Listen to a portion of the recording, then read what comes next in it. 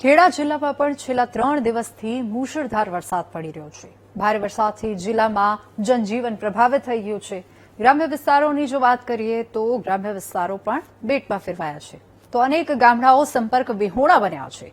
વરસાદ બંધ થતો નથી, આફતના પૂર ઓસરતા નથી અને લોકો સતત પાણી વચ્ચે સંઘર્ષ કરી રહ્યા છે। ત્યારે કેવી છે ખેડા જિલ્લામાં આફતની આ તસવીરો? આવો જોઈએ આ રિપોર્ટમાં।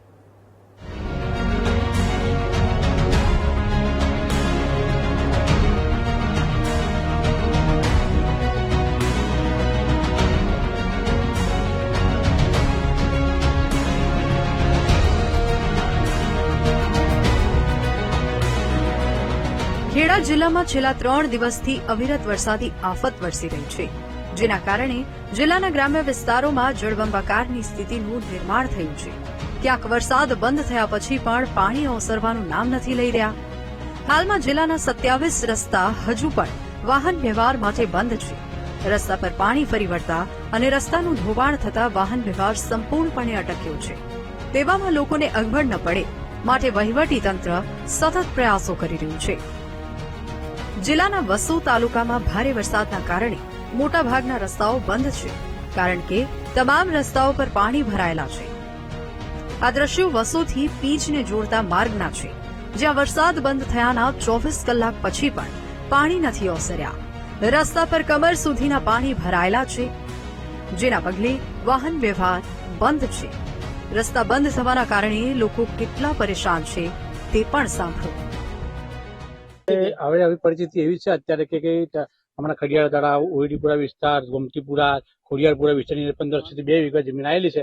એમાં કોઈ પાણીનો નિકાલ થાય એમ છે નહીં અને કોઈ તંત્ર એવું છે બેદરકારી કે 2 થી 3 વર્ષની અંદર કોઈ કોહ ગાળવામાં આવ્યો નથી અને કોઈ હોમું જોવા પણ અત્યારે આવતા નથી। અમે 2-3 દિવસથી એટલા પરેશાન છીએ કે બેસો કઈ બાજુ પૂરા કઈથી લાવવા અત્યારે અમે એવી પરિસ્થિતિમાં જીવી રહ્યા છીએ ને કોઈ વાત થાય એવી નથી। કાકા, આ વિસ્તારમાં શેનું વાવેતર કરવામાં આવે છે અને હાલ પરિસ્થિતિ કેવા પ્રકારની? હાલ તો અહીંયા આગળ મોટા ભાગે ડોંગરની જ વાવણી હોય છે। એમાં સૌથી વધારે નુકસાન તો દાદુપુરા, ખોડિયારપુરા, ઓયડીપુરા આ વિસ્તારમાં વધારે નુકસાન છે। ટોટલી બધે પાણી ભરાઈ ગયું છે અને ટોટલી ખેતીમાં નાશ પામી ગયો। ખેડાના ગણદેશ્વર તાલુકાના દ્રશ્યો પણ જુઓ। ચારે તરફ દૂર દૂર સુધી પાણી જ પાણી જોવા મળી રહ્યું છે। હજારો વીઘા જમીન જળમગ્ન બની છે। ખેડૂતોએ સારા ઉત્પાદનની આશાએ વાવેલો પાક પાણીમાં ગરકાવ થઈ ગયો છે। પરિસ્થિતિ એવી છે કે અહીં પાણીનો નિકાલ 1-2 દિવસમાં થાય તેવી પણ કોઈ શક્યતા નથી। ખાસ કરીને મીઠાના મુવાડા, ઢબાલી અને તેની આસપાસના ગામડાઓમાં પરિસ્થિતિ બદતર બની છે। ખેડૂતોની તો જાણે ઊંઘ હરામ થઈ ગઈ છે।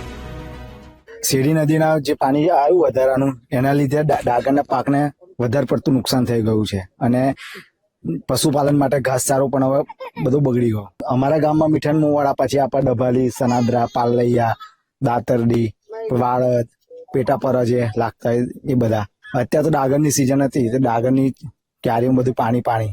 આમ જિલ્લામાં વરસાદી મહેર કહેર બનીને વરસી, આફતના પૂરે તારાજી સર્જી, જનજીવન તો પ્રભાવિત થયું જ, સાથે સાથે ગ્રામ્ય વિસ્તારોમાં ખેડૂતોને આર્થિક માર સહન કરવાનો વારો પણ આવ્યો છે। ત્યારે જોવાનું એ રહેશે કે આફતના પૂર ક્યારે ઓસરે છે અને લોકોને ક્યારે રાહત મળે છે। Nikhil Bhoi, VTV news, Kheda.